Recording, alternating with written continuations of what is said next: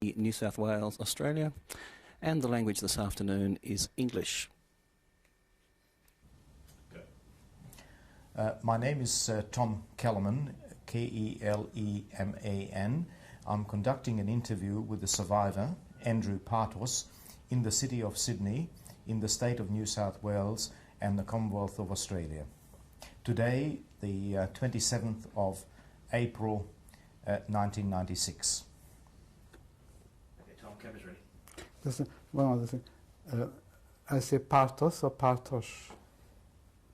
Well, seeing the name is, that's why I'll ask you to spell it. So you say Partos, and then you spell it, and that it will be clear that in Hungarian it would have been Partos, Partos. Partos. Because but you had an A as well, accent. Yes. Do I have to mention that? No, just say P-A-R-T-O-S. Yeah. Okay, we're rolling. Go. May I ask your name, please? Andrew Peter Partos. P-A-R-T-O-S. And did you have any other name, or that was your name at birth? That was my name at birth. And what was your date of birth? The 5th of February 1930. And your age is now? 66. And where were you born? In Budapest, Hungary. So your family is Hungarian? That's right. Where, can you tell me a little bit about your family background, your grandparents on both sides? My grandfather, his name was Partos Adolf, and he had a domestic agency. He was finding work for domestics. In Budapest? In Budapest. Every middle-class family had at least one domestic at the time. So it was quite a flourishing business that he was in. And his wife's name was Serene Friedman. It was her born name. Maiden name. Maiden name. And I have only met my grandmother because my grandfather was dead by the time I was born. Now on my mother's side, the name of my grandfather was Körner Jakob, and he had a wine bar opposite the railway station called Nyugati, the Western Railway Station. Also in Budapest? Also in Budapest, yes. But he actually came from Slovakia, and my mother used to tell me that he spoke Hungarian with an accent because he wasn't born in Hungary. That wasn't his native language. And he also died. He died actually when my mother was about 12 from a heart condition. So of course I have never met him either. And his wife's name was Fanny Horváth. And I did meet her. She was actually living with us until she died, and I would have been about 6-year-old at the time that she died. Now, my mother had twin sisters who died when they were only a few months old from whooping cough. And what was your mother's name? My mother's name was Ilona Korner, K-O-R-N-E-R. And she also had a brother, Mishka Korner. And Mishka was at high school, at the commercial high school in Budapest at the time of the First World War. And in 1917, they rushed the class through matriculation, and as a 17-year-old young man, he was taken to the Russian front as a young officer, lieutenant of the Austro-Hungarian army. But no sooner he was there, the Russian Revolution started. And So he came back to Hungary, and when Hungary became communist, he became a communist soldier. And when Regent Horthy, with his right-wing hooligans,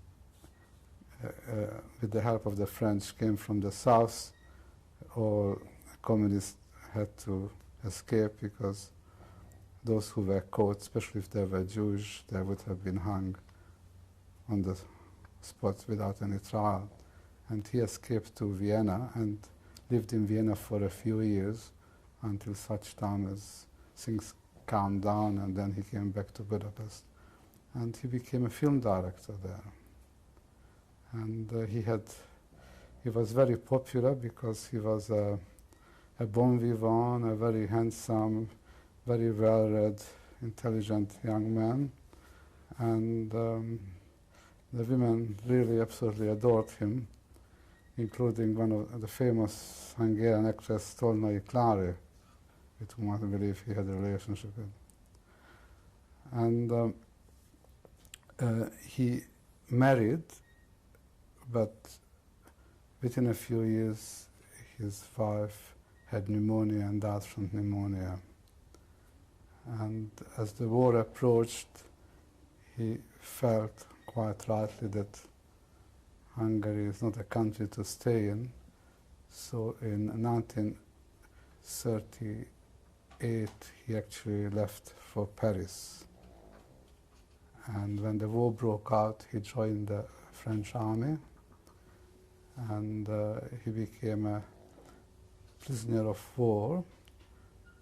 But the initial camp was still in France, and he was told by the interpreter of the camp, who was also a Hungarian Jew, but told the Germans that he is from Alsace, that's why he speaks such good German, told my uncle that he should give his profession as an agricultural worker. And when the harvest time was on, the French peasants could call at the camp and ask for help. The prisoners had to go back in the evening and then could be taken out again in the morning. And it was arranged with the resistance that one of the resistance members would have his civilian clothing and would call for him, and he would be taken as an agricultural worker, and then of course wouldn't come back to the camp in the evening. And so that's how he escaped from the German camp. And he returned to Paris, and then again the resistance, with the help of the resistance, he managed to get to the south of France and actually stayed in Cannes right through the war. So he had a very colourful life. That's right. Yeah. And what about, were they the only family members, uncle, aunts in your family, or were there others on your father's side? Well, on my father's side, I had an uncle who was a chemist, and he actually married, his wife's name was Margit, his name was Andor, and his wife's name was Margit, and Margit's father had a pharmacy in a country town called Sarkad, S-A-R-K-A-D, that's very near to the Romanian border, very near to Transylvania. And I remember we used to go and visit them a few times, and at Easter time mainly. And he had 3 sons. The 2 younger sons were deported with their parents to Auschwitz and got killed. It's only the oldest son who survived. And actually, I think I better come back to that story a bit later. Tell me about your father. What was he doing, and where he was working? When was he born? My father was born in 1892, February the 26th, 1892. And after high school education, he went to Fiume on the Adriatic coast, where he did, for a few years, he went there to the Export Academy. And Fiume, the main language was Italian that was spoken there, so he became very fluent in Italian. Of course, Hungarian and German he spoke from home very fluently, and he also was a great linguist, and he also spoke English extremely well, and French, and Esperanto.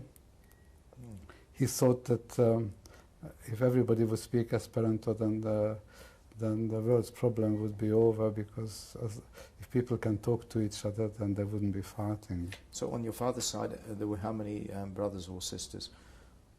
Just one brother and one sister. And the sister's name was Anush, and she lived in Miskolc. She married a man, the name of Fodor Kalman, F-O-D-O-R Kalman, and Fodor Kalman had a hardware business in Miskolc. And my grandmother, my father's mother, Friedman Serin, actually lived with them in Miskolc.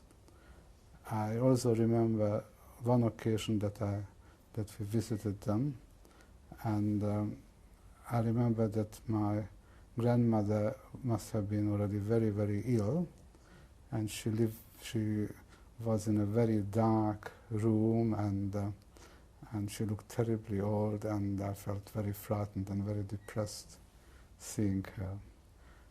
They also had, Fodor Kalman and Anush had two daughters, Vera and Marcia. And Vera used to come to Zamardi. We used to have actually a twin cottage at the lake. That was at the Balaton. Yes.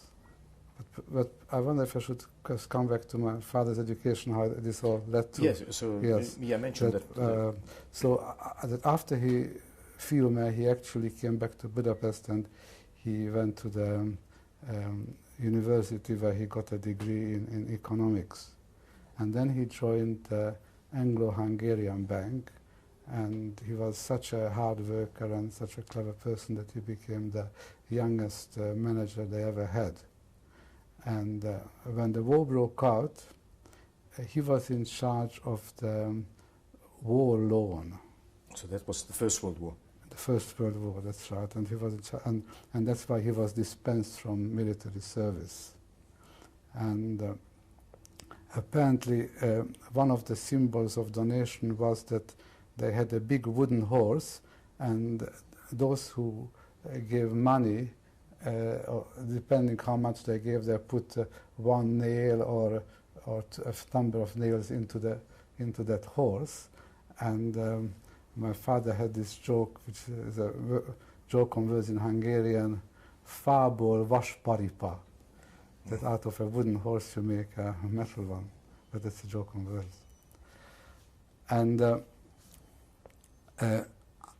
after that, he became the Klaus Schimon, who was he had his own merchant bank, and he was very much involved in on the stock exchange, and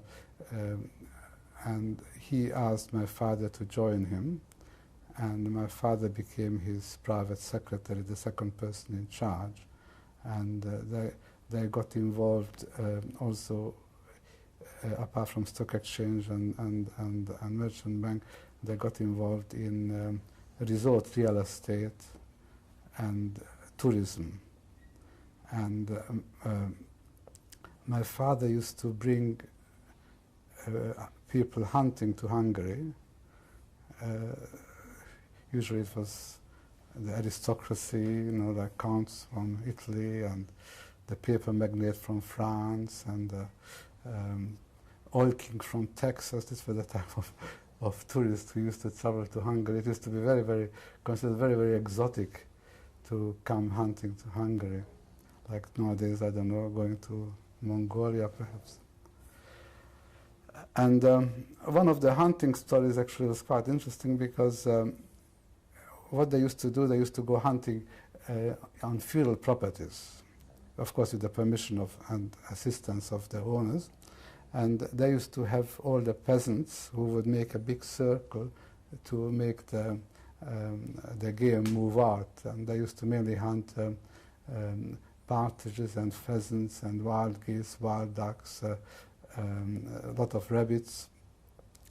And on one occasion they were staying in a castle in the southern part of Hungary, and apparently the weather, it was sort of quite cold, and it was raining, and it was foggy, and all the hunters were happy to sit around the fireplace, but there was an Englishman who was used to this type of climate, and he asked if they could go out, so they put the hunting gun on. My father felt that he has to go if one of his clients wants to go, so they put the hunting gun on their shoulders, and I went into the fog, and all of a sudden they heard a shout, "Stoi!" And what happened was they crossed the Hungarian-Yugoslav border, and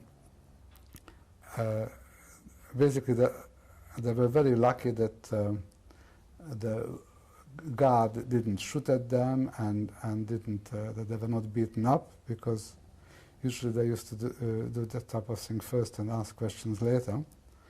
And he took both my father and this English gentleman into the border guard, and there was a Yugoslav Serb captain who spoke a bit of English. And the Englishman told the captain that not only that he is English, but that he happened to go to Cambridge University together with King Peter, who was the king of Yugoslavia at the time, and suggested to the officer that he should make contact with the court to verify his statement, which was done, and the king gave instructions to let them go. So that was really lucky, because they could have been considered as spies.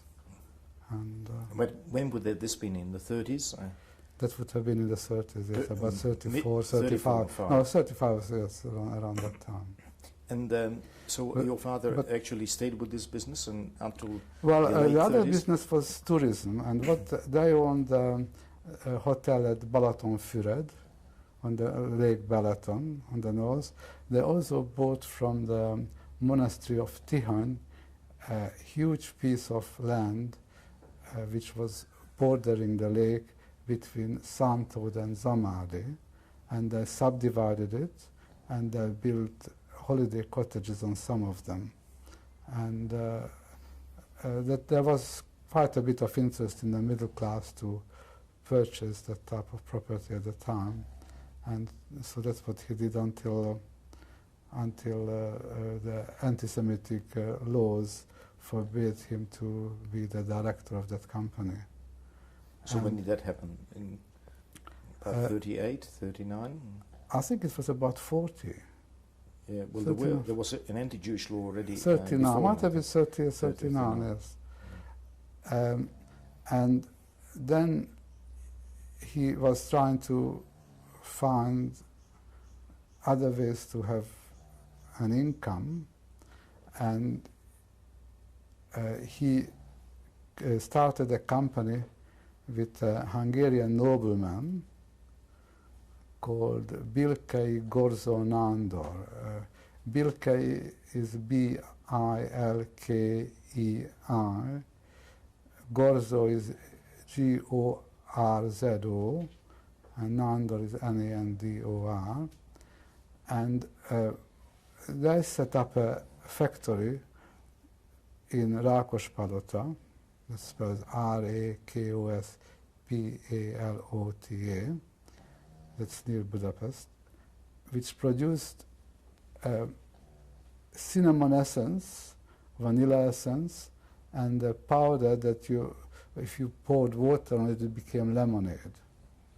And the Hungarian housewife loved cooking, and at wartime it was and baking cakes, and at wartime it was very difficult to get vanilla and cinnamon, and so it was a reasonably good business. And my father was a quiet partner. In other words, officially he wasn't a partner of the business. And basically that was our income until the Germans came in. But prior to that, my father was actually taken away in a forced labor camp in 1942. Yeah, but that was after the war started. Yeah. That's how it was. Yeah. And you were the only child in the family. No, I have a sister, Marianne, who's four years older than I am. Yes, and she went to high school and so on. Yes, she went to high school first, and then she went to she learned fashion designing, so she went to an art school where fashion design was taught, and that's what she did. And from the religious point of view, were your grandparents observant Jews, and your parents, were they observant or non-observant? Quite frankly, I don't know anything about my grandparents because my grandfathers died before I was born, and grandmothers died when I was little. About my parents, I think my father was a non-believer, and religion didn't take any great part in my mother's life either. I think the only time we used to go to synagogue was probably when there was a wedding, but I can't think that there would have been any so, and other occasion. Where did you go to school when you started school? Well, first primary school I went to in the same street where we were living at the time. Actually, from the time I was born to the time the war came, we actually lived in 3 different apartments. When I was born, the apartment we lived in was quite large, and we had 3 domestics. We had a cook, a maid, and a governess. And even later on, when we might have had only 1 domestic, we had German governesses looking after us and teaching us German, which I don't think was a very pleasant experience. They were very disciplinary and no warmth at all. And then we had English girls au pair. From the time I was 6-year-old, we had a couple of English girls au pair. And then my father used to travel an awful lot overseas. Actually, once he even went to New York. And on that occasion, his mission was to get a loan for Hungary, and he got a loan for $10 million, which in those days between the wars was quite a substantial amount, even from was one that country. with the Anglo-Hungarian Bank? This I'm not quite sure. It So might have been either early. Klaus Schimon or this merchant. It might have been the Merchant Bank or the Anglo-Hungarian Bank. I'm not sure of that, but I know that he went to New York and that I don't know whether Hungary took the loan up, but he definitely got the approval to have that loan for Hungary.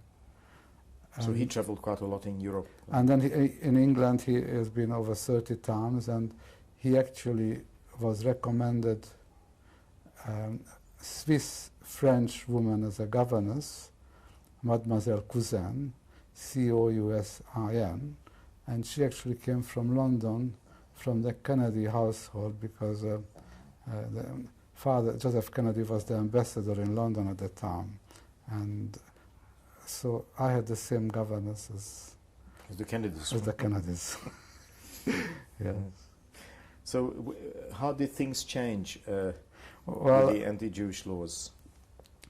Well, we moved from a bigger apartment to a smaller one, and then to a 1-bedroom one.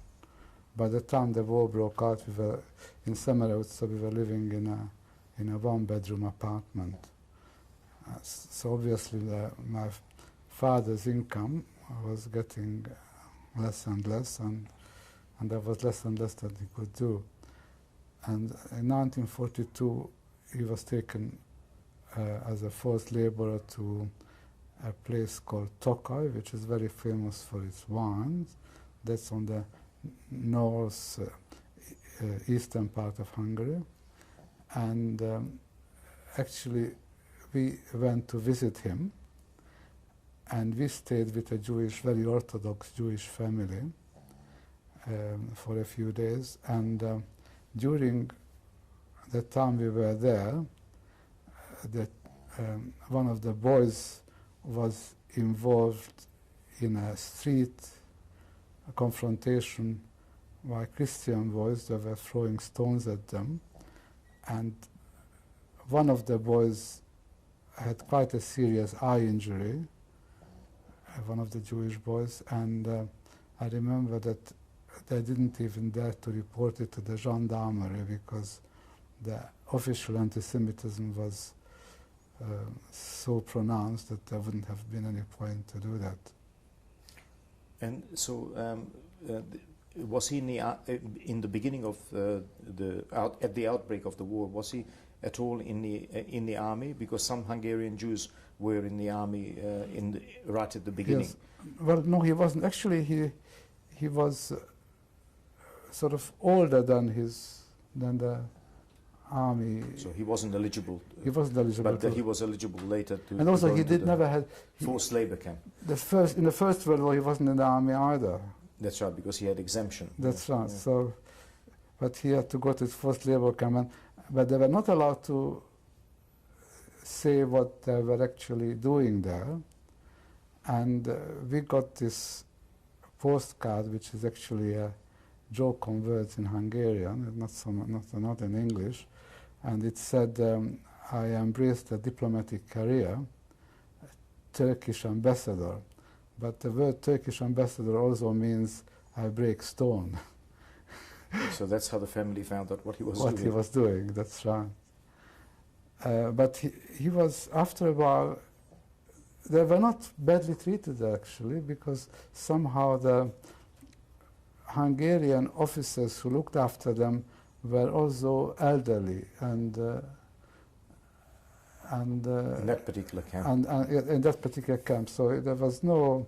I mean, we could visit him for one thing, and not. I mean, he could come out. We couldn't actually visit where he was, the barracks or where he was working, but he was allowed to come out and see us. So that wasn't too bad. But of course, when the Germans came in, actually we were visiting his best friends. I'll come back to that one in the next tape. We'll talk about your experiences in the beginning of the war, and then we'll continue on what happened in '44. But we'll do that on the next tape. All right then. Okay, that's the end of tape 1 of the interview with Andrew Partos. It's the 27th of April 1996, and we're in Sydney, Australia.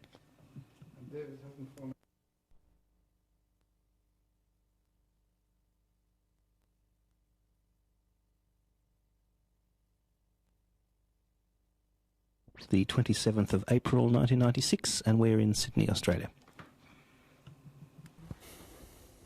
And camera's ready, Tom. Andrew, may I just ask you if you can just tell me if you can remember what was the situation like, and what were your impressions when the war broke out in 1939? How did life change, if at all? And your impressions that you might be able to describe, and how your family felt about the outbreak of the Second World War. I believe my father, because of his tourist contacts in England, had a permission to actually go to England just before the war broke out, to work there. But the permission somehow was only for him and not for the family. So he decided that he couldn't leave us behind, because how would he know what's going to happen to us? But initially, apart from the fact, of course, that his job was in jeopardy, we didn't feel very much the effects of the war. He was a very keen sportsman. He belonged to the fencing club called Wainfug, Old Boys Fencing Club, and he won a number of prizes in fencing. He was a very keen skier. We went skiing a lot in the mountains of Buda, but also to the Carpathian Mountains, to Mátraháza and Kékes, just about every year. He was a very keen hunter, as that I mentioned before, so he used to go hunting. If he didn't take tourists, he would go hunting himself or with friends over the weekend. And he was member of a rowing club called BETS, Budapest Rowing Club, which was on the island of Mosquito Island, Szúnyog-sziget, and he used to go there quite frequently during the rowing season and row. And he also played tennis there because they had tennis courts. And then, of course, at summertime, we spent every year 2.5 months at Balaton-Zamádi. Even after the war broke out? Even after the war broke out at the beginning. And he used to come and join us at weekends, and the train would come about midday, arrive about midday from Budapest to Zamádi on a Saturday, and because all the husbands used to come to see their family, the wives and their family, that train was called Bikavonod, bull train. Bull train. Yes. So we didn't really feel. The only signs for us of things not going well, of course, was that we had to live in a one-bedroom apartment after having had when I was born, a 10-bedroom one, and I was just. And what about when Hungary entered the war on the side of the Germans against Yugoslavia and again in the same year against Russia? Was there a change in your lifestyle, or can you remember what happened? Well, I think my father was very keen to, rightly or wrongly, to shelter us from the events, and of course we didn't have any more our English girls au pair because the war was on, and I mean we didn't have any governess, but we still had a maid, and he managed to start this other business, which obviously brought him some income, and at the beginning for us was not a disaster, but of course he could see the signs on the war. And where did you go to high school? Did you go to high school after the primary school? Yes, I went to Madács Imre Gymnasium, and that was a school where they had two classes, one a Christian one and one a Jewish one. And actually it was supposed to have been a very good high school because they trained school teachers there. However, some of our teachers were very anti-Semitic, especially the teacher of physical education, who tortured the class during the session. Instead of giving us physical education, we would have to crouch right through, or be on our knees, or hang from the, how you call this? The bars. Bars, and then he would hit us if somebody couldn't do it long enough, or would move, and then also he would take us out in this. We all had to be in this paramilitary setup, and he would take us to a field which was full of horse manure, and whenever he would shout aeroplane, we would have to throw ourselves on the ground wherever we were. It was equivalent to our cadet scheme. That's right, but I mean it was torture. It was just yes, it was just to humiliate. Humiliate us. That was the. But where we lived in this one-bedroom place, opposite us there was a school, and the school had its courtyard opposite us, and at winter time they would just cover it with water, which then would turn to ice, and it became an ice ring, and I used to go to skate there, and I was about 13 at the time, of 1943, and there was a group of young Hungarian hooligans who, in their Nazi uniforms, they were about 16, 17-year-old, who would come down and try to show off in front of the girls. And once on my way home, they attacked me and beat me up. And when I got home and my father saw my swollen face and blood on my face, he took me first to our family doctor and made him write out a report. And then next day he came down with me and asked me to point out which was the person who was the ringleader and who hit me and beat me. And he was there again, and so my father went up to him and confronted him and asked him, "Did you beat up my son?" And he denied it, and then my father looked at me and I said yes.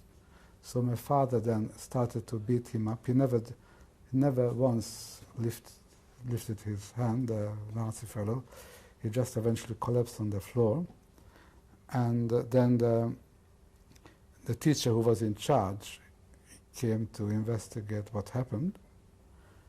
And when my father told him that I'd been attacked by them and that he was the ringleader, he actually forbade the Nazi youth to come on the premises again, which was rather courageous at the time when Nazism was getting so vocal and so strong in Hungary, that the teacher had the decency that he doesn't allow hooligans to operate from. This was already after he was already in labor camp and he came back. He came back, that's right. Yes.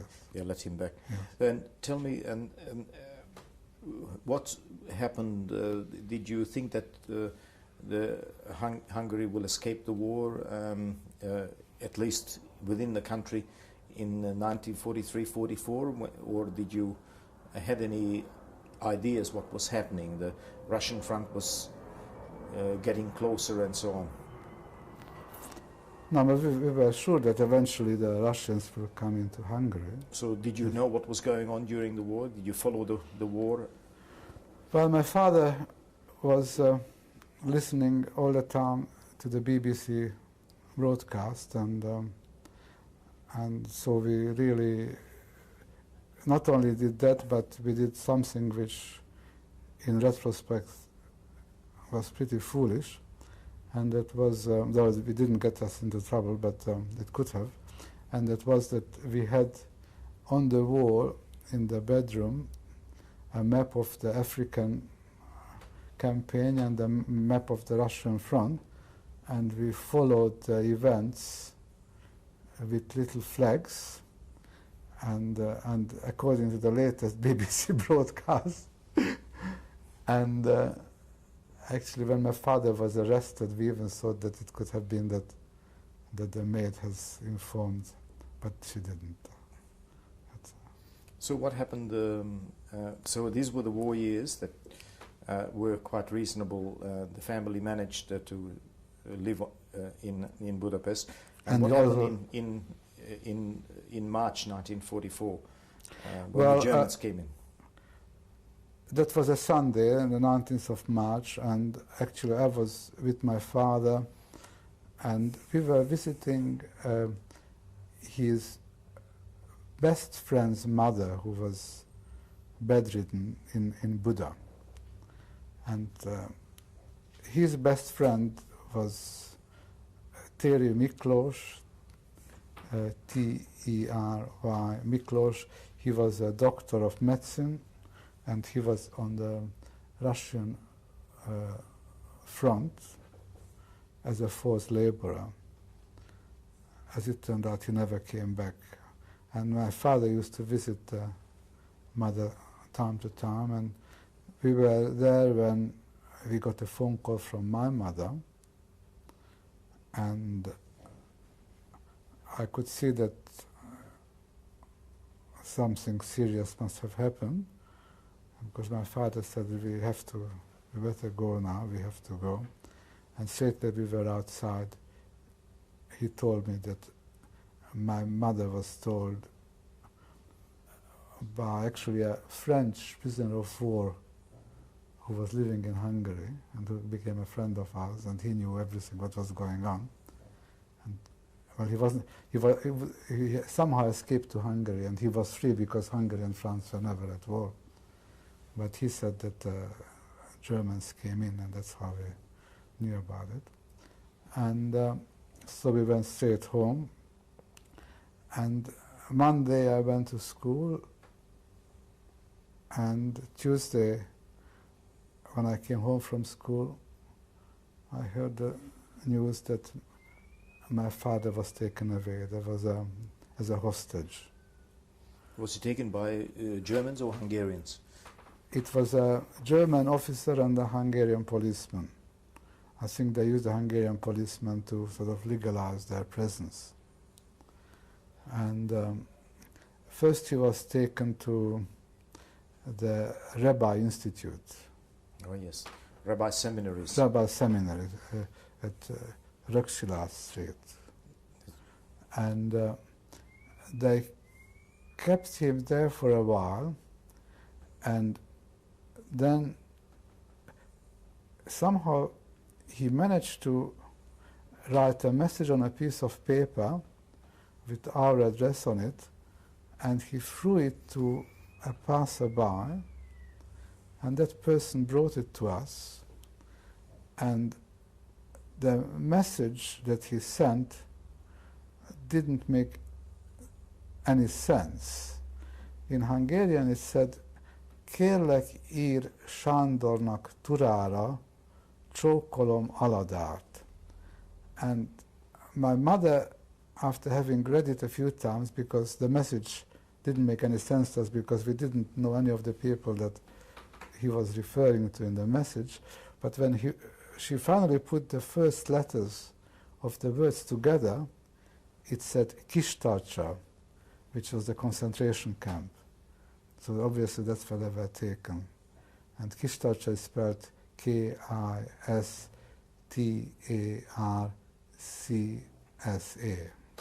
And that was roughly, where was it in the country?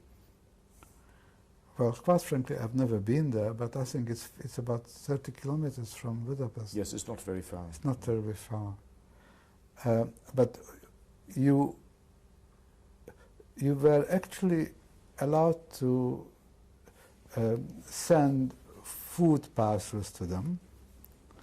And so my mother often put parcels together, and I took it to not to Kistarcsa, you couldn't go there, but to a center in Budapest, a Jewish center, who would then take it to the camp. From the Jewish and Relief on one of the Organization. trips, coming back by tram, as I was getting off the tram, I noticed that they were rounding up Jews, Hungarian Nazis, and you never knew where that would take you, whether you would be taken to a concentration camp So or how long whatever. did you go to school after the Germans came in?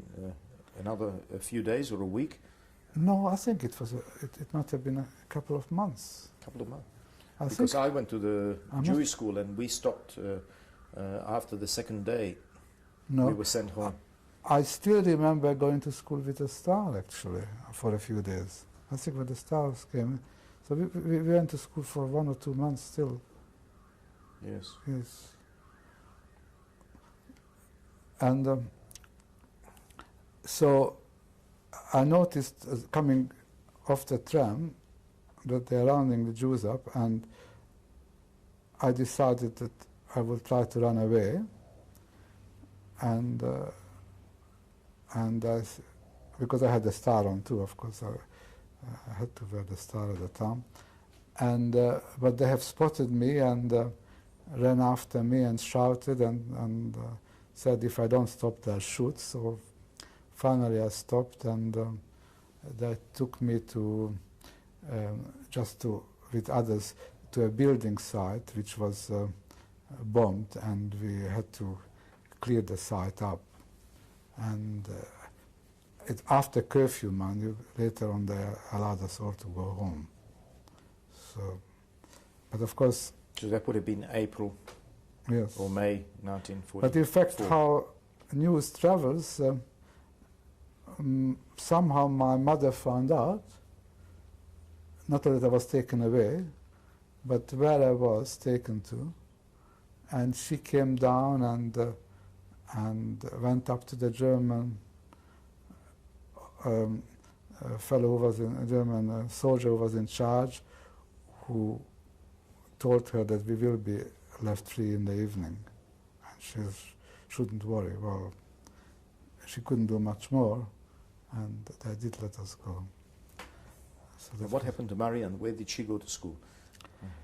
She went to a school called Ráskai Lea. That was a high school. Government high school. A government high school very near to us, also in Semerovce. And then she went to the, I don't know exactly where this where the school was, where she learned fashion design, but that was a trade school. And so that happened before the Germans? Yes, she would have just about finished by the well, she was older, 4 years older. That's right. So what happened with your father then? How long was he in this Hungarian concentration camp? Well, he was there altogether for 6 months and 6 days. What happened in the camp, there were the hostages, and he was there with Hungarian Jewish aristocracy. Some were actually aristocrats, because from the Austro-Hungarian monarchy some had even the title of baron or count. Yes, yeah. And also captains of industry and lawyers and doctors. The camp was managed by Hungarians, and it was initially set up much earlier by Regent Horthy, and basically they kept criminals there who kept on committing crimes. After a few times, instead of a jail sentence, they would keep them in this camp indefinitely to the pleasure of the governor.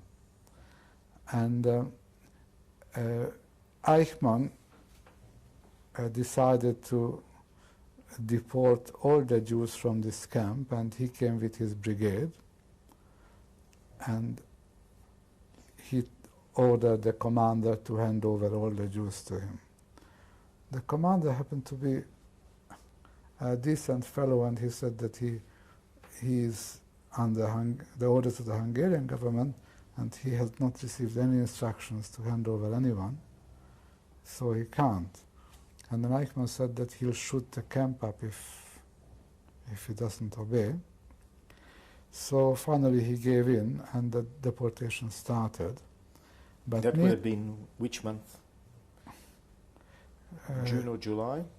Might have been May or June, I think. It would have been June. June, probably. End of June, yes. Or July. Possibly.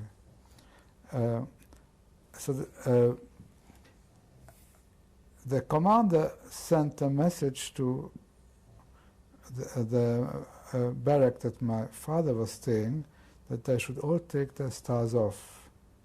And when Eichmann asked him who were in that barrack, he said they were Christian criminals, so they were left behind. However, my father was actually watching all this deportation by standing on his bed, because they had very high windows, and peeping through the window, and he saw the way how the Jewish people were treated by the SS, and he related one incident where one of the fellows was on crutches, and SS grabbed him, threw the crutches away, and pushed him up on the truck, and said, "Where we take you, you won't need your crutches. We'll make soap out of you." And that was just watching the deportation that my father actually got his first heart attack. He was about 50 at the time. And he had, among others, one of the leading heart specialists next to him, but I don't know to what extent he could help him. Now, they were eventually freed from the camp just before I think on the 14th of October. Yes, so he would have been there 1944. right through to the end. That's right. Yeah. But when... well, that's until the Aerocross took over. Yes, well, I think already the Russians were starting to come into part of Hungary, and I think the government was trying to change over to the Allied side. So he was released. And he was released to show the goodwill.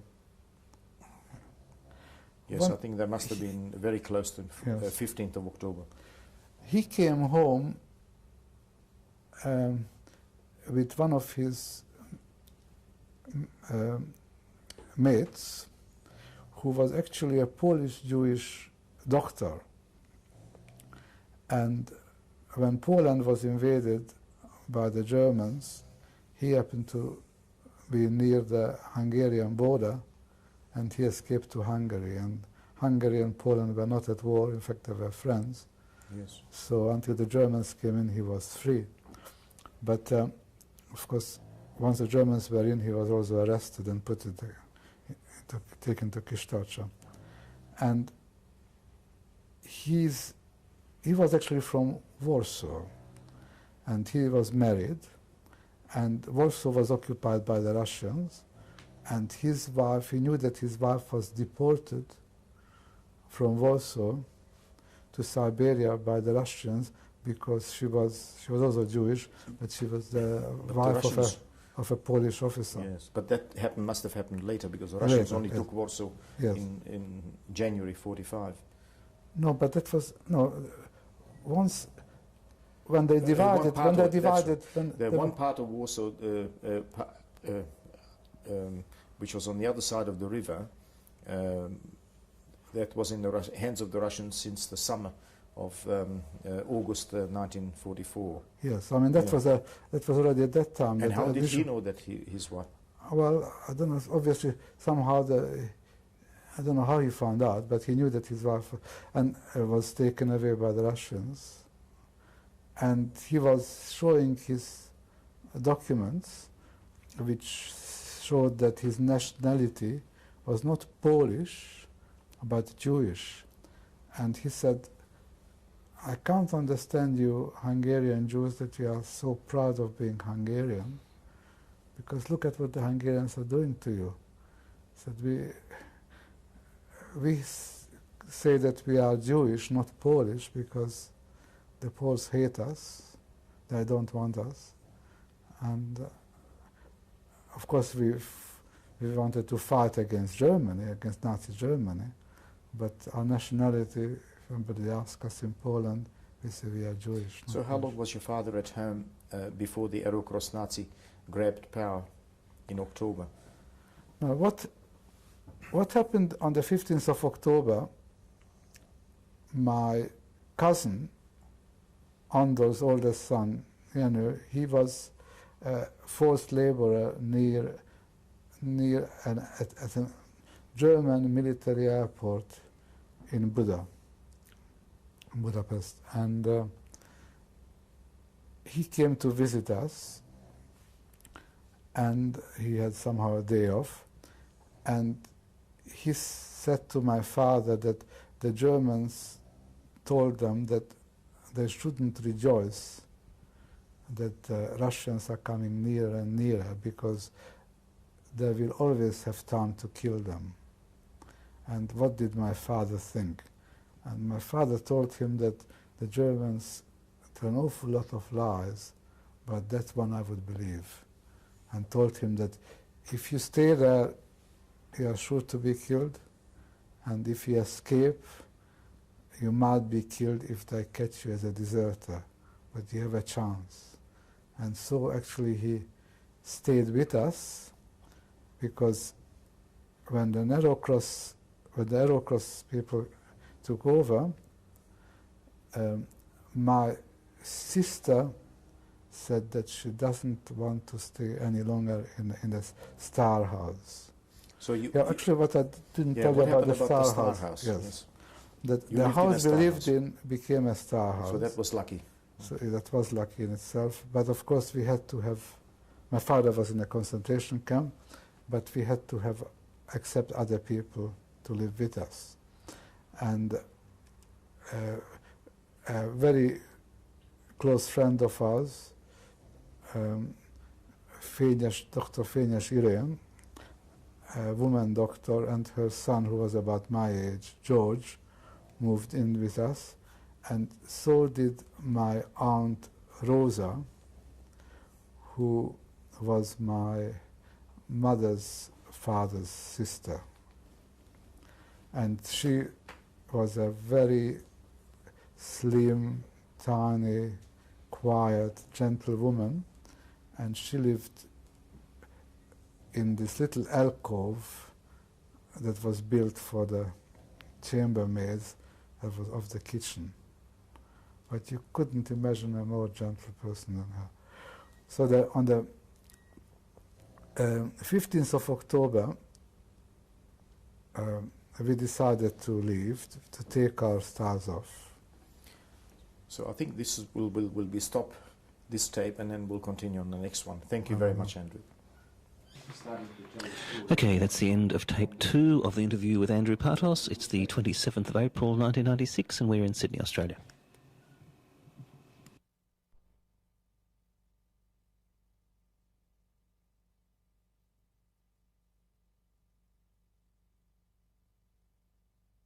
Seventh of April 1996, and we're in Sydney, Australia.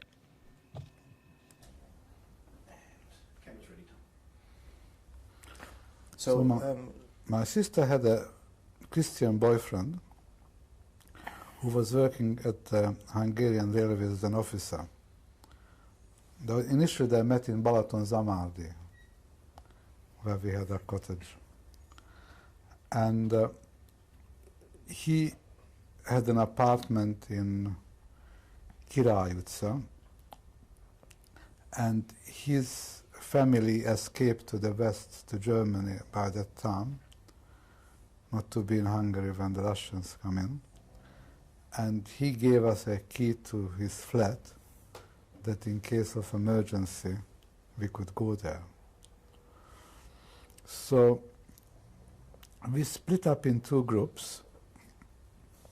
First my father, my sister, and my cousin Jenő Partos, they went together, and later on, a bit later, I followed with my mother. And as we were traveling on the tram got to the corner of Király utca and the Körút, big boulevard, and that was not the place where we should have got off as yet. And for some reason, my mother decided that we should get off. I don't know whether she was struck by some panic. I still never know what was the reason. But she decided that we should get off there. And to my great horror, I could see that at that very street corner, you have the Hungarian Arrow-Cross people, the German SS, Hungarian police, and they asked for identification from absolutely everyone in the street who passes in the street. And I felt that we are lost. And as she was getting off the tram, I told her that's not where we should get off the tram, and I was pulling her on, and finally she got back on the tram. But it was a very exciting moment of my life. And you saw the Nazis rounding rounding up people. Everybody had to be identified, and there was not just there was a huge group of them. You know, the arrow cross with all the dead heads on the cap and so on, and the asses. And so anyhow, we got to the apartment, and my father and my sister and my cousin were there already. After a while, the maid came home, because she actually was working in an ammunition factory. And she, of course, wanted to know who we are and how come we are there. So we told her that we are refugees from Transylvania, because by that time, a part of Transylvania was invaded by the Russians, and a lot of Transylvanians were refugees in Budapest. And she said she has to call the concierge, the house commander, to verify that what we are telling is true. And so he got the concierge, and the concierge asked for all our papers, and basically we all had our own paper with our own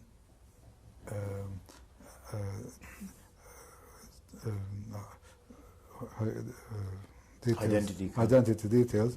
So and it everywhere it said, if it mentioned religion, it said Unitarian. The only person who had false papers was my cousin. He actually picked up the papers from a dead body when he was cleaning up some bombed site, from a person who was about his age. And I was standing next to the concierge as the concierge was asking him, what is your name, where were you born, what's your date of birth? And somehow I could see that the date of birth wasn't quite right. And he just went to the next question, what's your occupation, and didn't pick it up. But when I could see that the date of birth isn't right, I just felt that as if all the blood would rush out of me, that that's the end of us again. And then they rang up my sister's friend, who verified that it's all right for us to stay there. And then, of course, from work he came home, and of course he was terrified himself, because he knew what the consequences are to hide Jewish people. And on the other hand, he said that, because we told him that we could go to my father's partner's house in Rákospalota, and he said that it's completely safe at the moment to go to the railway. The railway hasn't got any police or SS at the time to verify. I mean, he knew because he was working there. So we went to the railway station and went to Rákospalota, to my father's partner's house. And he put us up in his lounge room, and the lounge room had not only books from wall-to-wall books, because he was a very cultivated person, but he also had a collection of old father clocks. And they were all working, but not quite in time. And I wasn't quite used to listen to 10 o'clock, 11 o'clock, or 12 o'clock, when all these clocks were waking us up, and we were already terrified enough, living in constant fear. But anyhow, he actually was a doctor, but a doctor of theology. he originally trained as a priest, but soon he found out that life without women is not worth living, and so much so that he left priesthood, got married, but he was such a womanizer that he had a child from the maid, a daughter, and that daughter was the same age as my sister. And he adopted the daughter, though got rid of the maid. And also, at the time we were there, his wife was expecting a baby as well. And he obviously was not terribly keen to have us there permanently because of the risk involved. And finally, he arranged, he happened to have a mistress in the next village called Fort, F-O-T, and he said that he would keep our daughter with him, who is the same age as his daughter, and that the three of us should go there. So that's how we got to Fort. And in Fort, his mistress was living with her parents. The father was a carpenter of Czech origin, and who was he was a socialist in the First World War, and he had certainly leftist tendencies, fortunately, and he was very much against the Nazis. And also, Gorzo Nandor, he was a man of great stature, of great authority. He looked extremely distinguished, very tall, with white hair, and anything that he would suggest would be taken as an order and would be obeyed without any questions. So that's the influence he had on other people. Between him and my father there was a very interesting relationship, because somehow they both admired each other's intellect. You know, they both thought that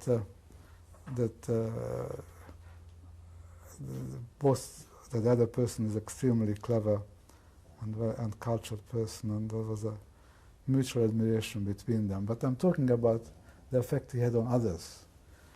And by the way, the mistress's mother had a baby about a week after we arrived. So she had, the mistress was already about 22 or 23, and she also had a brother who was, I think, 24, who was in the army, and then they had a little sister who was just born. And so this was a few days after the Aerocross Nazis. That's right. So we would have been there by about before the end of October. Yeah. And this carpenter actually built, not in his own house, but in the neighbor's house. They had a very good cellar, and a very large cellar. And so he reinforced it with all his timber, just in case the house would be hit or there would be some artillery fire near the house. And he also made a kind of dormitory in there. And I don't exactly know the number, but there were over 24 people in this cellar who were staying in this dormitory-style accommodation. Was there any warfare going on already at that time, or that came later? Well, the war wasn't too far away, because we moved into this cellar only when we started to hear the artillery. But that would have been about November 1944. And of course, the cellar didn't provide any amenities, so you had to duck up if you wanted to go to the toilet or if you wanted to have a wash. And actually once I got stuck, because obviously you went up when there was no artillery fire, then all of a sudden the artillery fire started, and there were shrapnels absolutely flying everywhere, very close to me. I was very lucky that I didn't get wounded, because there was a woman who used to go up to milk her cow, and once she got caught and she got a shrapnel wound in her leg that started to fester. And I remember every time that the dressing was changed in the shelter, I mean, the smell was like the smell of death. And on one occasion, when we were under continuous artillery fire and bombardment, I remember there was a small group of Hungarian parachutists came down to change her dressing, and they said that there is a German army from Yugoslavia that's going to liberate us from the south, which is behind the Russian army. I mean, the German army didn't exist anymore at the time, but it's amazing what propaganda they spread among themselves to give them courage to go on fighting and trying to tell others that this was to hang on. And finally, when the Russians came in, the first Russian was rather sort of, in a way, an amusing sight, because he had his submachine gun in one hand and a jar of jam in the other, which probably he took from the house behind, and he was both feeding himself and asked us, "Germansky, yes? Are there any Germans?" And that was the first one. But when the street was secured and there was a Russian soldier in the street, I decided to go up and see him, and I just had one apple, and I took the apple and offered the apple to him, which he accepted with a smile, and he looked at me and he said, "Tsigansky?" And you understood what it means, because Hungarian Tsigan means gypsy. And so I understood that no matter what happens, I will always be a second-class citizen. And when did the Russians come in there? They came in I think about the 10th or 12th of December. But street fighting went on for days on end, and we were afraid that the Germans might just recapture. They were losing the war, very obviously, but that they might still recapture the village, and we didn't want to run the risk of being again under German occupation. So we decided to go further away from the fighting, and we just set out in the winter in the snow, just with a potato bag on our back, and it had 2 potatoes, one in every corner, and strings attached to it, and the few belongings I had was all in that. And I set off with my parents, and I remember one of the first sights we saw was actually a Russian horse-drawn carriage with an old Russian fellow as the coachman, and he had all this black Russian bread on his carriage, and my mother went up to him and begged him for a loaf of bread, which she very willingly gave. And then we were hitchhiking, and you could see a lot of lorries. They were all American lorries, but all of them had Stalin's. The only thing that was Russian, apart from the driver, was Stalin's portrait, which was stuck next to the driver. And one of them took pity on us and gave us a lift.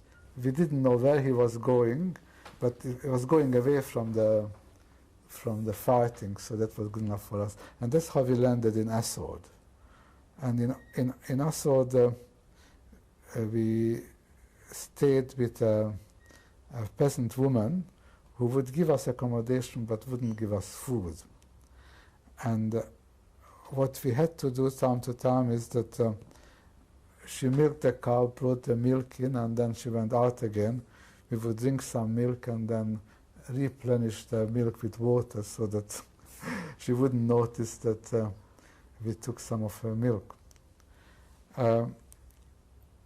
It almost cost her life once that she was so mean and didn't want to give anything, because once a Russian soldier came in and asked for bread and she refused, and the soldier put a hand grenade on the table and showed it with his hand movement that he's going to throw it against the wall if he doesn't get food. And so the food was promptly produced, and then he sort of made us believe that, you see, that if you use force, then you get your way.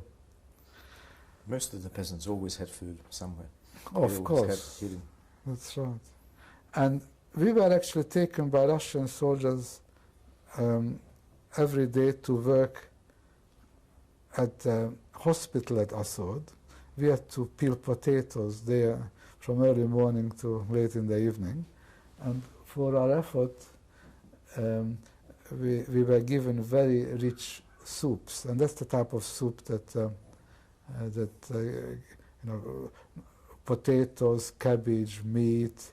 That's the type of food that the Russians gave to their own soldiers too.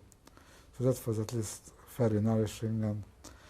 And then when things settled down a bit and the Russian position was more secure around Budapest, we returned to fort, and we actually went into first my father managed to go to see the flat. He wanted to see what happened to the flat. At that time, Germans were still in Buda, and he came back with news that our apartment building has been completely destroyed. Because what happened was the Germans established an ammunition depot in the courtyard of the school, and during the siege this ammunition depot blew up. We don't know whether it was artillery fire or whatever caused it. And all the block of flats that surrounded the courtyard just collapsed. And people at the time were actually living in the shelters because of the continuous fighting, but there was no fire brigade, no ambulance, no police, no army, no human beings who would dig you out. So several hundred people actually perished, because some who perished immediately. Actually, our concierge, who was a Nazi sympathizer, died at that time too.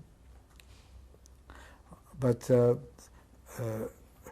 lot of others who survived the explosion died because they couldn't get out. There was no way they could get out. The explosion was horrendous. So that would have been January 45. That's right. And how long did you stay in Asod after that? Well, actually, my father went into Budapest when he went back. Fort, that's right. Back to Fort. Fort. Yes. And then we decided that my father's partner was in charge of another house in the street.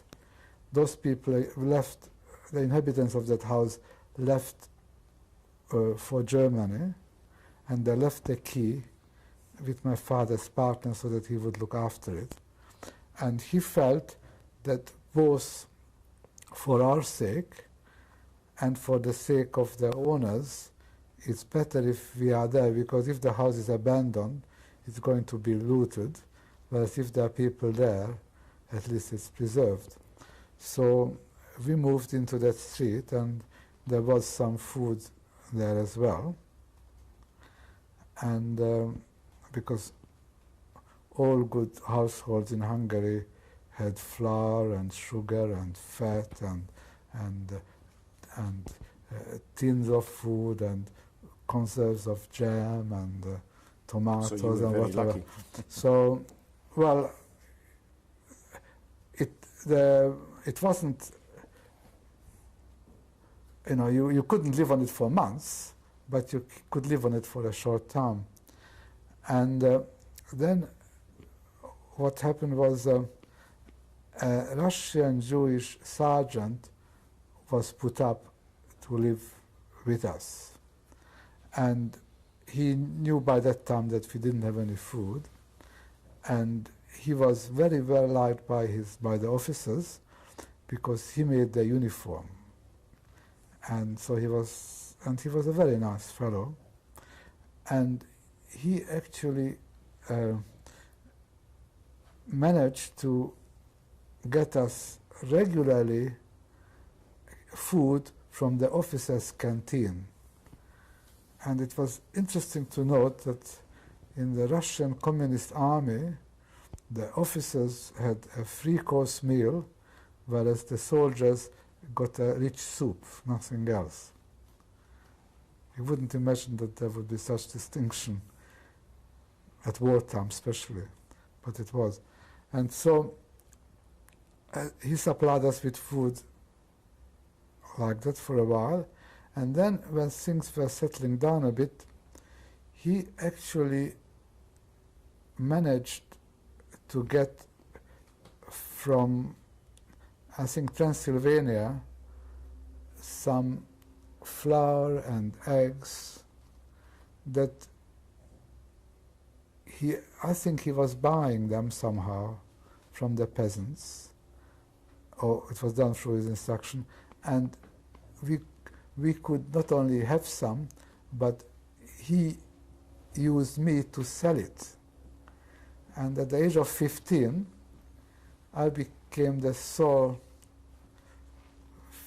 member of the family who was earning some money.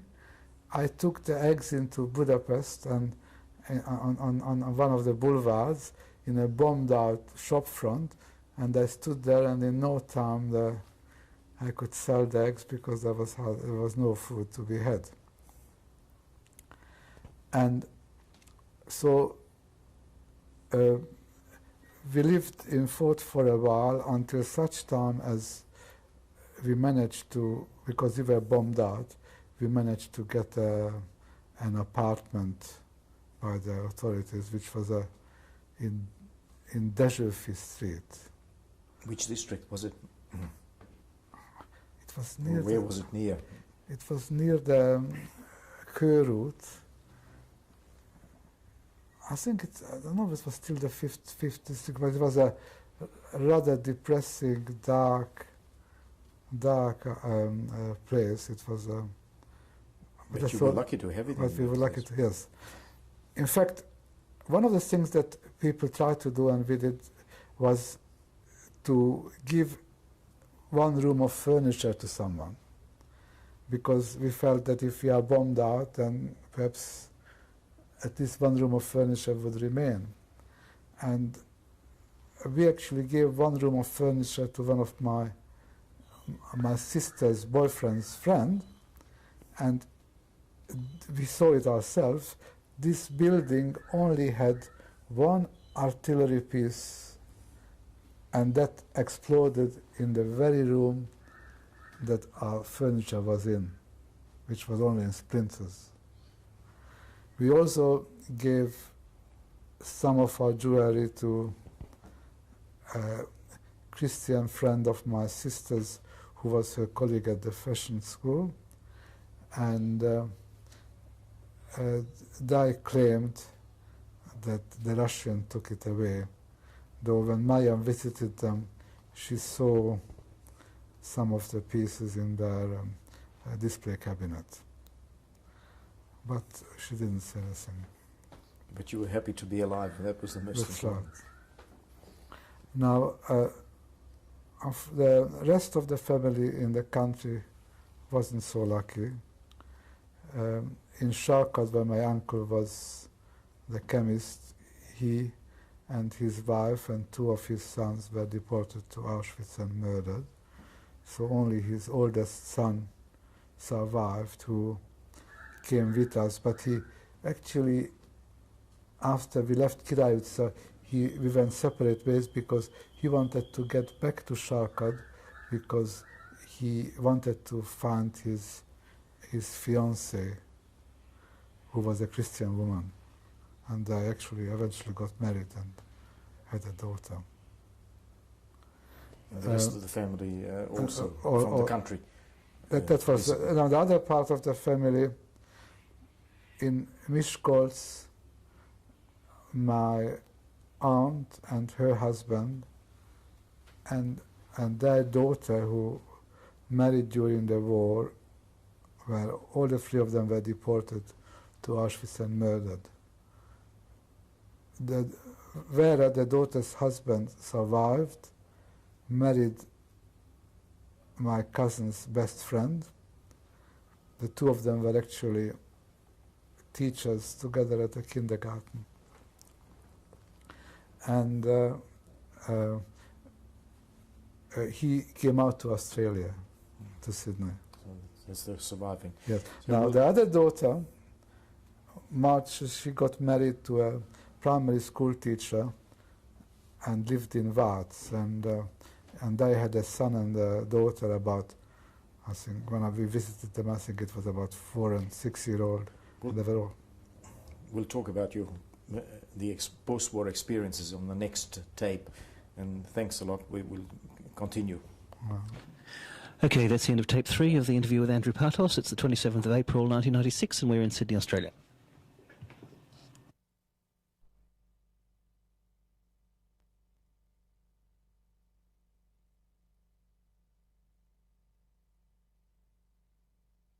Of April 1996 and we're in Sydney, Australia. Okay, chemistry.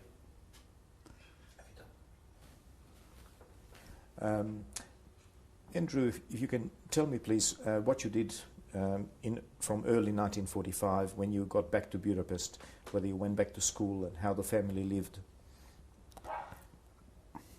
When we took the train to first time when I went back to school, my father came with me, and the first person I recognized in the train was our teacher of physical education who treated us so badly because we were Jewish. And when we got to the school, I presented myself in the director's office, and the other teachers were all there. And this Nazi teacher got an enormous welcome. I didn't. However, his welcome was short-lived because it turned out that one of my classmates saw this teacher in gendarmerie officer uniform, and that he took part in the deportation of Jews, and at a later stage he was actually tried and imprisoned for a while. But I believe that he was completely rehabilitated, and he had quite a high career in the physical education in post-war Hungary. So I went back to school for 2 years, and my father felt that he had enormous foresight about political and historical events, and he basically in the long run, what he wanted us all to do is to come to Australia.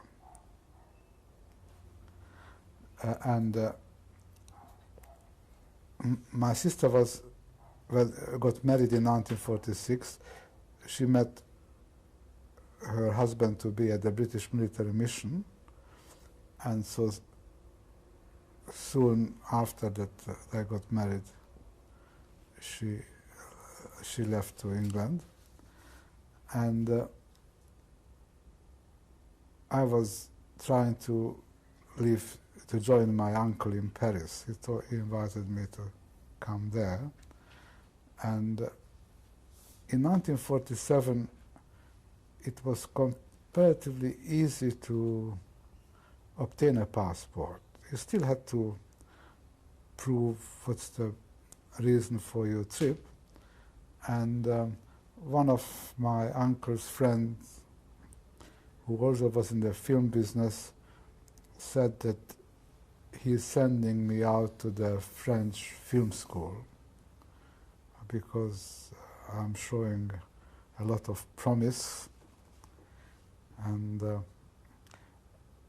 that's the reason that I should be granted a passport. And it was quite easy to get the passport on his recommendation. The only problem was that you also needed a Russian permit to leave Hungary, and if you left by train, you also needed a Russian permit to go through Austria. And you could only apply for the Austrian-Russian permit once you had the Hungarian-Russian permit, and by that time the Austrian-Russian permit was granted, the Hungarian-Russian permit expired. So that's the scheme that the Russians set up to stop people from actually leaving the country. However, there was one loophole in it, and that was that if instead of by train you would leave Hungary by air and fly, I don't think there were any direct flights to Paris at the time, but you could fly to Prague, Bratislava, Prague, and then spend one night in Prague, and then from Prague fly to Paris. Then you only needed a Russian, Hungarian-Russian permit to leave, but you didn't need any other permit to go from Prague to Paris. So that's how I got to Paris. And I went to high school for 2 years. First to Lycée Jacques Decour, which is near the Sacré-Cœur, and then Lycée Janson de Sailly, that's near Place de Trocadéro, and near Passy. And because, partly because my French might not have been up to scratch, and perhaps I wasn't a good student either, but the French baccalaureate is a very hard examination, even for those who are fully educated in France. And how did your French, was it French good enough for the high school studies? Well, I mean, it was good enough for conversation, but obviously I didn't have the literary background that the French boys had, who have been studying it for the French classics for years. And as the requirements of the baccalaureate are really, I think it's one of the toughest high school exams in the world. So I failed both times. The only subject that I excelled myself was actually physics. And if I would have got in French the same mark as I got in physics, the Figaro would have published my exam paper because it was so high. I never got it during the year such a high, and I had a very good teacher, extremely good teacher. But the funny thing was that I wasn't very good in physics in Budapest. And so much so that I went back to Hungary to see my parents in Christmas 1947, New Year 1948, because I could see that I might never be able to go back again. And that was an organized trip that was mainly, that tried mainly to bring back Hungarians who left for France before the Second World War to show them that how much better so-called democratic Hungary is to the Nazi Hungary before. And we came on the whole train was full with Hungarians. And so we actually had we didn't have a separate passport. It was just on one document, travel document, all our names were listed, and we had to arrive together and leave together. One of the sort of amusing incident that happened when we got off the train in Switzerland, though I couldn't benefit from it because I didn't have any Hungarian coins, but somebody discovered that the Hungarian coins are suitable for the Swiss chocolate machines, and people were completely starved for chocolate, so those machines were quickly emptied. On our trip back, all the carriages were locked, and I think that must have been the reason when we went through Switzerland. But anyway, when we got to the Hungarian border, that train was stopped for 5 hours because the Hungarian customs went through absolutely everything. And I was very impressed by Arthur Koestler's book Darkness at Noon, which exposed how communism works in Russia and how they managed to get confessions for events that the supposed criminal haven't committed. And I decided to take this book with me to my best friend, and I put another cover on it, which probably was a silly thing to do anyhow.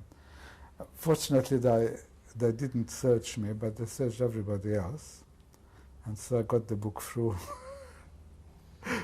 and delivered it and gave it to my friend.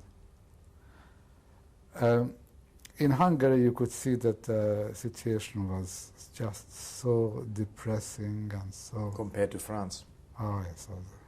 I mean, when I arrived in France, there was hardly any cars in the street to be seen in Paris because of the war, and there was still rationing. Everything was rationed, including bread. In fact, how the French got rid of the bread rationing was that bakers got together one day, and the French bakers, and they said that there's more wheat produced in France than before the war, and as from tomorrow we don't accept any ration cards. We just sell the bread freely, and that's what they did, and the government was changing so often anyhow, was completely powerless to do anything about it.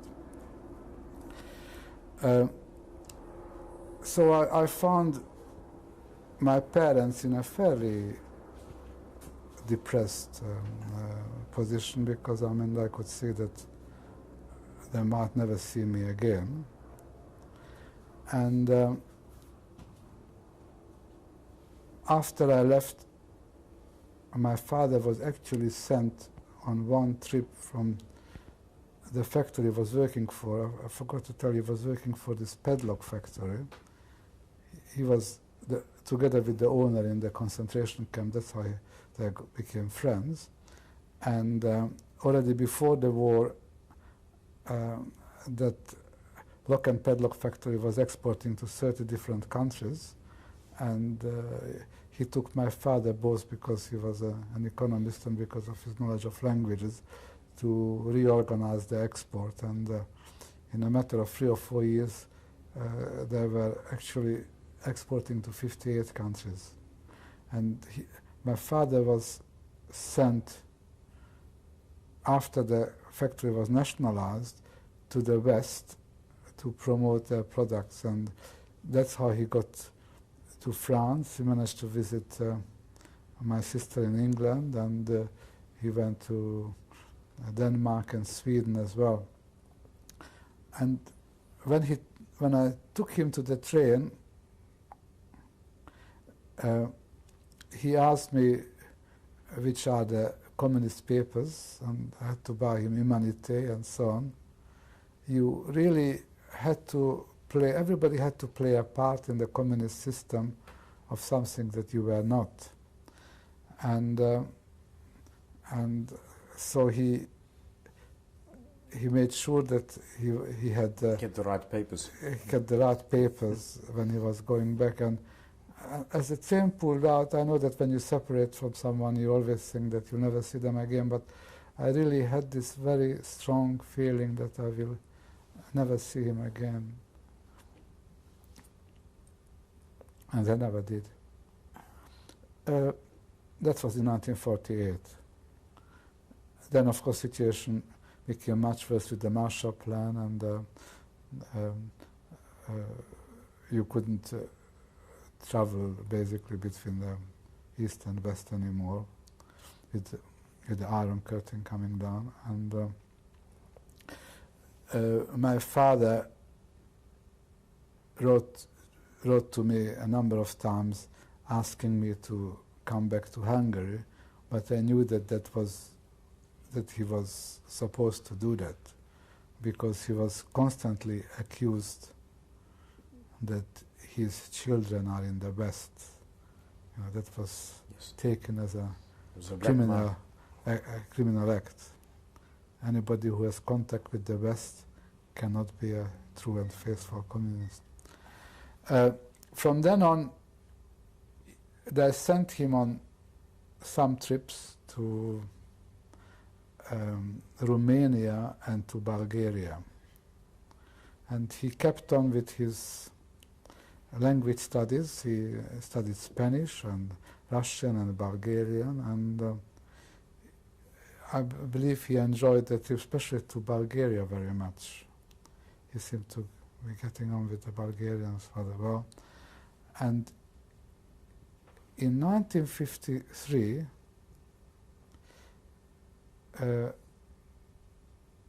when my sister was on the boat on her way to Australia, in January, I actually was on a skiing trip in Val d'Isère. He was in a mission in Sofia, together with the then Hungarian Minister for Industry and Commerce. And during a phone conversation that he had with Budapest, he collapsed and died. So he must have been working for the Ministry of Foreign Trade. Yes, a Union, that was called. That's right. There was a Ministry for Foreign Trade. So they must have nationalized the factory where he was working. That's right, yes. But he not only represented the factory, he represented the whole metal industry. Metal industry. Yes. And his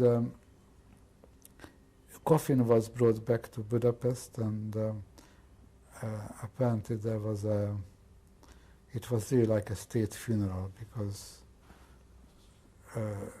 he died while serving the country, and they had a choir of, I believe, 500 people singing at the cemetery, and speeches, one speech after the other. And then my mother went to see the minister, and the minister said, "What can I do for you?" And she said, "Well, I'm a widow, I'm getting old, I'm not working. My greatest wish is to see my children. They are both in Australia." So when did you arrive in Australia? In June 1953. And eventually they gave her a passport. The minister changed in between, and when she went to see him, she didn't know that, that the minister has changed. But because basically by letting her go, they had a free apartment and and also they didn't have to pay any widow's pension, so they let her leave, and so she joined us in Australia. And what did you do in Australia after you arrived here? In Australia, well, I had relations actually who had enough sense to come in 1939 before the war broke out, and they had a textile wholesale company, and at the beginning I tried to find another position, but I was unable to, and so they offered that I could work for them, and I worked for them for 6 years, and I did just about everything there, from customs clearance to banking to answering phone calls, looking after customers, doing all the sampling, wrapping up the goods, and so on. And so you learned the textile trade here? I learned the textile trade. I think that my family was very, very generous with me when I arrived. You know, they really accepted me as a member of the family, and so on. I felt after a while that I was working very hard for very little money. Somehow that it changed in the working situation. But so I also was doing an art course at Sydney University, and I passed the first year, and but I was doing it more or less at night time, and then the second year, because of my work commitments, I failed, and meanwhile I gave up my work in textiles. I got sick and tired of it, and I was working in real estate, and in no time I became a real estate agent, because in those days it was very easy to get a full license. And for the first 6 months in 1961 I did extremely well, because it was a boom period, and I was selling a couple of block of flats and quite a number of houses and terraces and so on. And then the credit squeeze came, and that stopped that business. Meanwhile, it was winter time, and I used to go skiing every year, and Fredbo was just starting. I skied in Fredbo actually before it even started. Members of the club I belonged to started Fredbo. And I saw that in France, ski photography is a good business, and I learned how to quickly, by some friends who were in the business, how to develop black and white photographs. In those days, color didn't exist. And I became the first Australian ski photographer in Fredbo. So I did that for a season, which involved a lot of good skiing, but the only time that it was a profitable business was during the school holidays, which was rather short. Fortunately, I was also asked to manage a ski shop in Fredbo, and I could combine the two activities, and that's how I survived. And then I came back to Sydney, and I went back to the textile game. In between, the only other thing I tried was my uncle, meanwhile, from Paris, who was in the film business, moved to Madrid, and he and a friend of his were making films in Madrid. And the first film that I made was brought into Australia and was a great success. And I therefore decided to try to get them to let me distribute the second film, which I did, but it was a financial disaster. And so you kept on with your textiles? So I went back to textiles, and when I worked for Tennyson Textiles for 5 years, and I had a very good relationship with the owner, Amri Yas. He was a wonderful man, also a Jewish refugee. He was a solicitor by training, but his wife was the daughter of the textile magnates, very famous, I can't think of the name at the moment, but they were the best known textile factory in Hungary at the time. And that's how he got into textiles and left the legal profession. And he was so generous with me that one day he called me in and asked me, why don't I get married? And I said, well, as a matter of fact, I've got somebody in mind, but that person would only marry me if I found a house that she would live in. And so he said, I want to meet her, we'll go out for dinner together.